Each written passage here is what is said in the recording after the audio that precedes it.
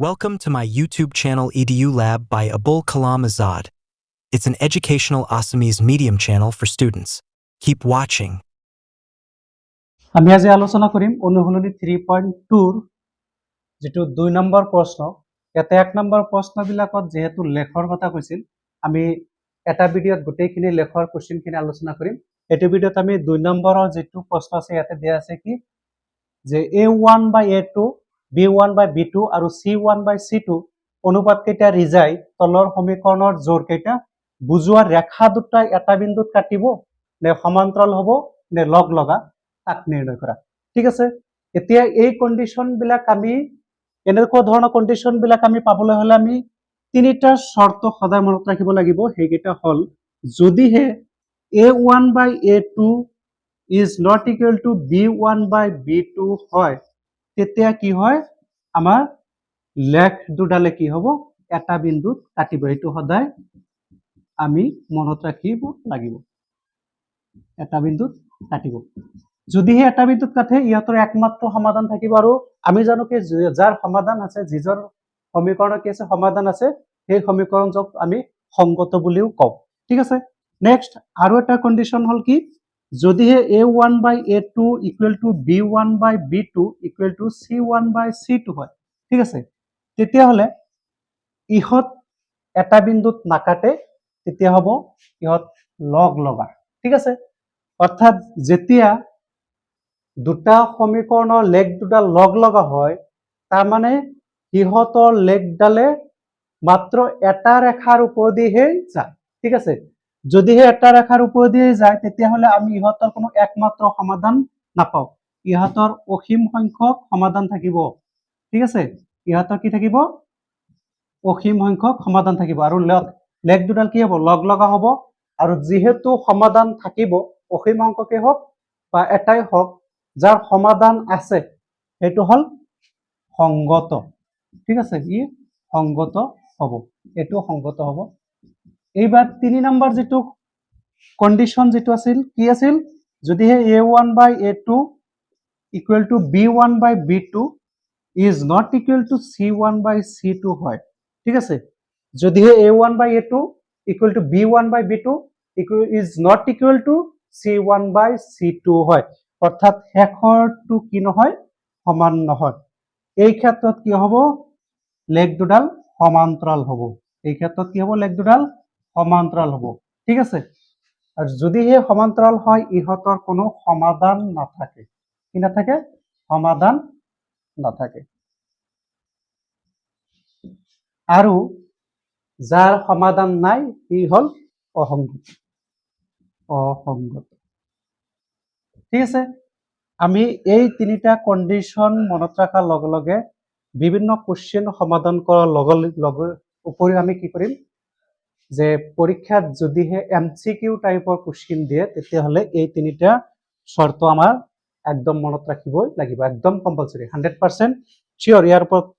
পৰীক্ষাত প্ৰশ্ন আহে আৰু প্ৰত্যেক বছৰে আহিও আছে ঠিক আছে এতিয়া প্ৰথম যেটো কোশ্চেন দিছে ইয়াতে কি কৈছে 5x - 4y + 8 = 0 আৰু এটা সমীকৰণ দিছে কি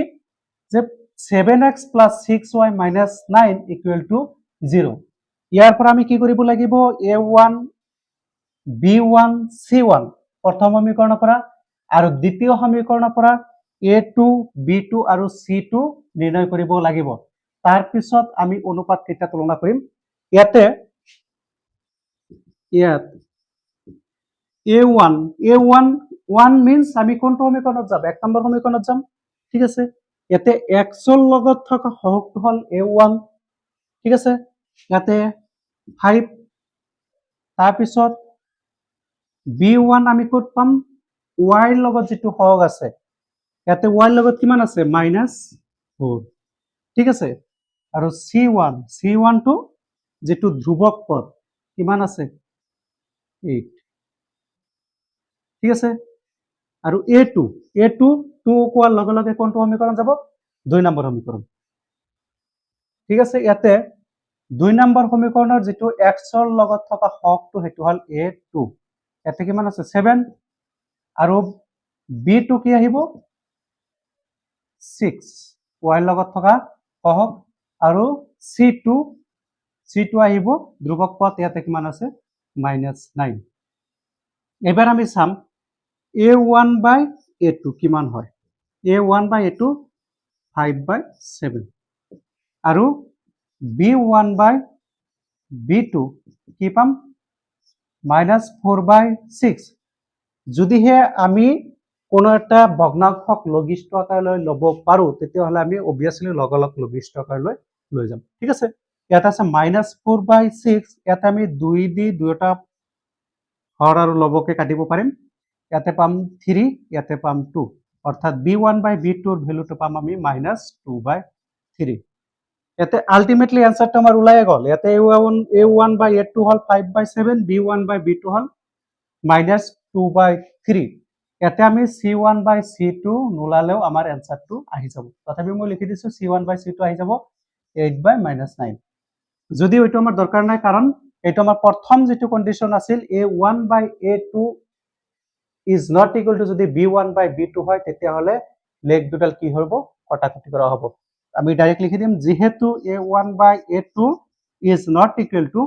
B1 by B2 ঠিক আছে এতেকে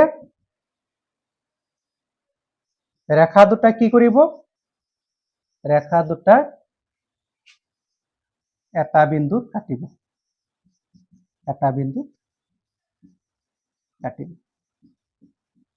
ঠিক আছে এইবাৰ তোমালোকে কোৱাচোন যদি হে এটা বিন্দুত কাটে তেতিয়ালে কি হ'ব কমেন্ট কৰিবাচোন ঠিক আছে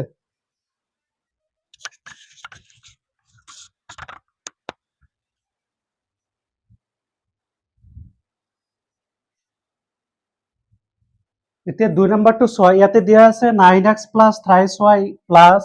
12 equal to 0 আৰু দ্বিতীয়টো সমীকৰণ দিয়া আছে কি 18x plus 6y plus 24 equal to 0 ইয়াৰ পৰা আমি কি কৰিম A1 by A2 B1 by B2 C1 by C2 এনেকৈ ওলাই থাকিম সো প্ৰথমে আমি A1 ইয়াতে লিখি লবা ইয়াতে অসমীয়াত লিখিব পাৰা ইয়াত A1 equal to কিমান আছে x ৰ লগত কিমান আছে 9 B1 y ৰ লগত কিমান আছে 3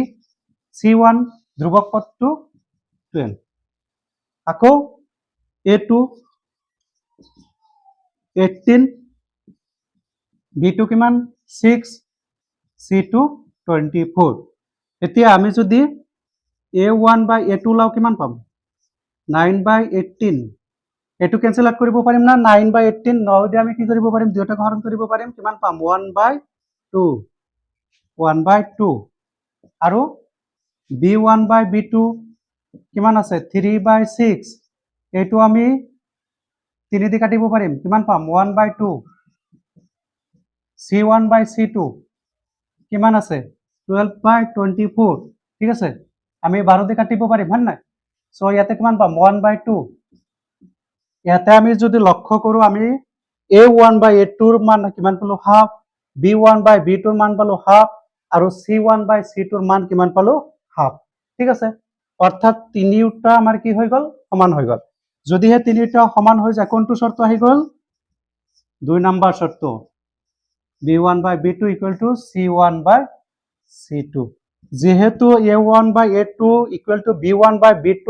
equal to C1 by C2 হয় এতেকে রেখা দুডাল কি হব রেখা দুটা লগ লগা হব আৰু ইহতৰ সমাধান কিমান হব কমেন্ট কৰিবা আৰু ইহত সংগত হয় না অসংগত হয় এটো কমেন্ট কৰিবা ঠিক আছে নেক্সট আমি 3 নম্বৰ লৈকে আহিছো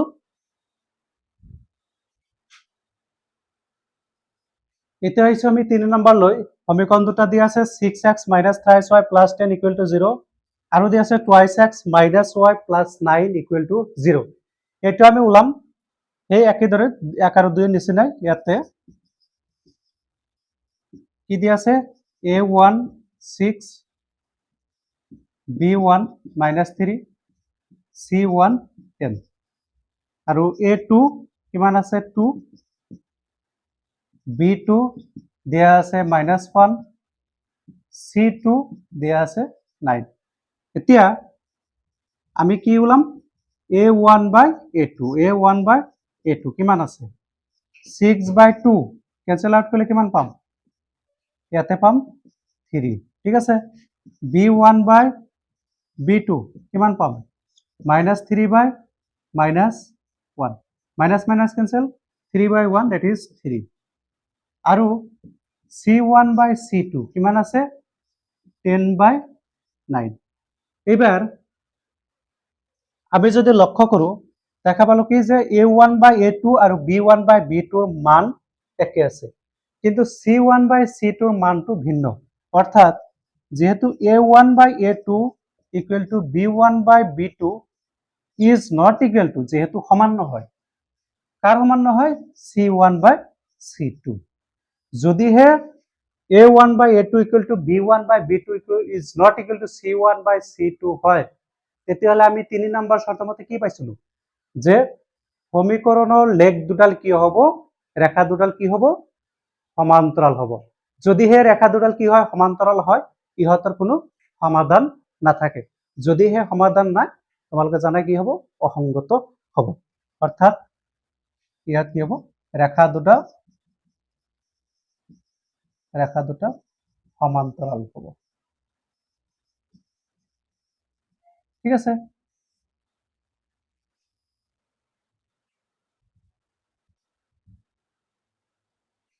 এতিয়া আমি আহিছো কোশ্চেন নম্বৰ 3 লৈ দিয়া আছে a1 by a2 b1 by b2 আৰু c1 by c2 অনুপাত কেইটা ৰিজাই নিৰ্ণয় কৰা তলৰ ৰৈখিক সমীকৰণৰ জোৰ কেইটা সংগত নে অসংগত এতিয়া এই ক্ষেত্ৰত আমি জাস্ট ওলাব লাগে সমীকৰণ জোৰ সংগত নে সংগত অৰ্থাৎ যাৰ সমাধান থাকিব সেই জোৰ কি হ'ব সংগত হ'ব আৰু যাৰ সমাধান নাথাকিব সেই জোৰ অসংগত হ'ব এই 2 নম্বৰৰ দৰে একে আমি ওলাম একে পদ্ধতিয়ে ইয়াতে a1 by a2 এই ক্ষেত্ৰত আমি ডাইৰেক্ট ওলাই দিম দিয় ইয়াতে a1 by a2 কিমান আছে 3 by 2 b1 by b2 কিমান হ'ব 2 by -3 ঠিক আছে এতিয়া c1 by c2 আমি কিমান পাম যেহেতু দুয়োটা সোঁফালে আছে সো কথা না আমি চিনৰ কোনো পৰিৱৰ্তন নকৰা আমি ডাইৰেক্ট লিখি দিম 5 by 7 এতিয়া সব প্ৰথম দুটা যদি আমি ভালদৰে লক্ষ্য কৰো তেতিয়ালে কি পাম যে 3 by 2 আৰু আছে 2 by -3 যি দুটা সমান নহয় যেহেতু a1 by a2 is not equal to b1 by b2 এতেকে কি হ'ব সমীকৰণ জোৰ কি হ'ব সংগত হ'ব কি হ'ব সংগত হ'ব ঠিক আছে এটো কি হ'ব সংগত হ'ব এবার 2 নম্বৰ কি দি আছে 2x - thrice y = 8 আৰু দি আছে 4x - 6y = 9 এতিয়া আমি যদি ইয়াতে কি উলাও a1 by a2 কি পাম 2 by 4 কেনসেল আউট কৰিলে কিমান পাম 1 by 2 b1 by b2 আমি যদি উলাও তেতিয়াহলে পাম -3 divided by -6 minus minus cancel 3 by 6 that is 1 by 2 আৰু c1 by c2 আমি কি পাম 8 by 9 ইয়াতে কি পাইছো a1 by a2 equal to b1 by b2 কাৰণ ইয়াতেও হাফ কিন্তু not equal to কি হ'ব c1 by c2 যেহেতু ইয়াতে ৰেখা দুডাল কি হ'ব সমান্তৰাল হ'ব এই ক্ষেত্ৰত সমান্তৰাল হলে কোনো ধৰণৰ সমাধান নাথাকিব যদি সমাধান নাথাকে তেতিয়াহলে কি হ'ব অসংগত হ'ব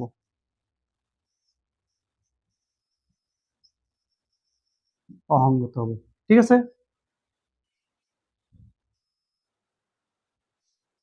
এবার নাম্বার 3 দেয়া আছে কি নাম্বার 3 দেয়া আছে যে 3 by 2x plus 5 by 3y equal to 7 আৰু দেয়া আছে 9x minus 10y equal to 14 ঠিক আছে এই ক্ষেত্ৰত যদি আমি a1 by a2 উলাই লও তেতিয়ালে কি পাম a1 by a2 ইয়াতে a1 হল কিমান 3 by 2 divided by a2 মান কিমান 9 অর্থাৎ এইটো আমি যদি উলাই লও তেতিয়ালে কিমান পাম এইটো যেহেতু 2 টু তলৰ সংখ্যা তেতিয়ালে 3 by 2 পাম ইনটু 9 অৰ্থাৎ কেনসেল আউট কৰিলে কিমান পাম ইয়াতে 3 কিমান পাম ইয়াতে 1 1 by 2 into 3 6 तर b1 by b2 কিমান আছে 5 by 3 5 by 3 divided by minus 10 তো এটা আমি যদি লিখো সরল করে দিও তাহলে 5 by 3 পাম into minus 10 এটু ক্যান্সেল আউট করলে কিমান পাম 5 ইয়াতে একবার ইয়াতে যাব দুইবার ইয়াতে মাইনাস কিমান পাম মাইনাস 6 উপৰত 1 ঠিক আছে আৰু c1 by c2 কিমান পাম 7 by 14 1 by 2 ইয়াতে আমি যদি a1 by a2 আৰু b1 by b2 প্ৰথমৰ লক্ষ্য কৰো ইয়াতে পাম ইয়াতে আছে 1 by 6 আৰু ইয়াতে আছে -1 by 6 তো দুটা কি নহয় একে নহয় যেহেতু a1 by a2 is not equal to b1 by b2 গতিকে এই কাটাগরি কৰিব অৰ্থাৎ কি হ'ব সংগত হ'ব ঠিক আছে ইয়াত কি হ'ব সংগত হ'ব এবাৰ আমি আহিছো 3 নম্বৰ হল 4 নম্বৰ অংকলৈ এতে 4 নম্বৰত কি দি আছে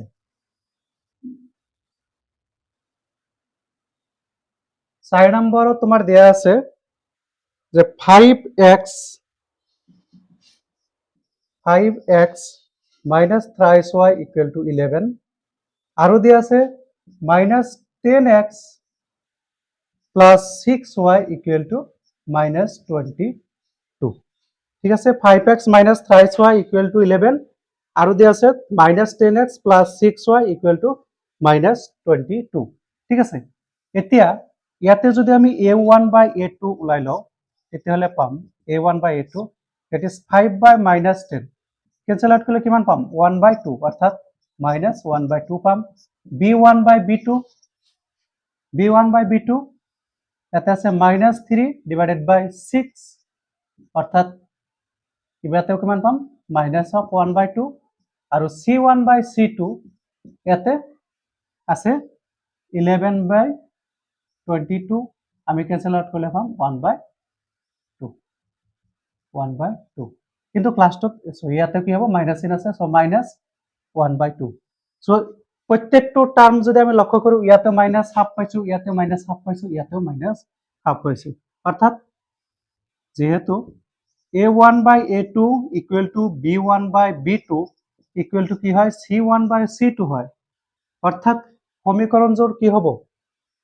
সংগত হবে কারণ গোটেই কেইটা টার্ম যদি কি হৈ থাকে ইকুয়াল হৈ থাকে তেতিয়া হলে ইহতৰ অসীম সংখ্যক সমাধান থাকে অর্থাৎ সমাধান যেহেতু আছে কি হ'ব সংগত হ'ব ঠিক আছে এবাৰ লাস্টৰ যেটো অংক 5 নম্বৰ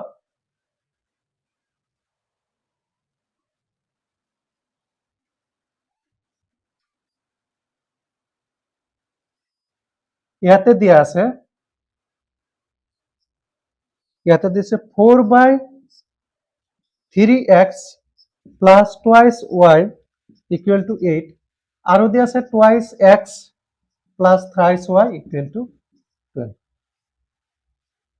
ঠিক আছে এবাৰ যদি a1 by a2 যদি উলাও তেতিয়ালে পাম 4 by 3 divided by 2 অর্থাৎ ইয়াতে পাম 4 by 3 into 2 কারণ 3 to তলৰ সংখ্যা তলত বহাই দিছো ইয়াতে ক্যান্সেল আউট কৰিলে ইয়াতে পাম 2 অর্থাৎ 2 by 3 b1 by b2 ইয়াতে কিমান আছে 2 by 3 ঠিক আছে আৰু লাস্টত তো কি আছে 8 by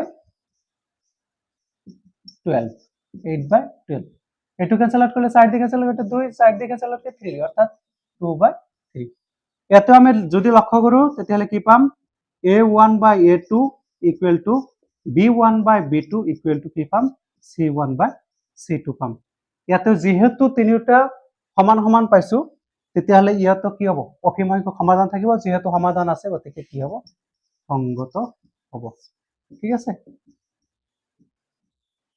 Please do subscribe, like, comment, share, and press the bell icon.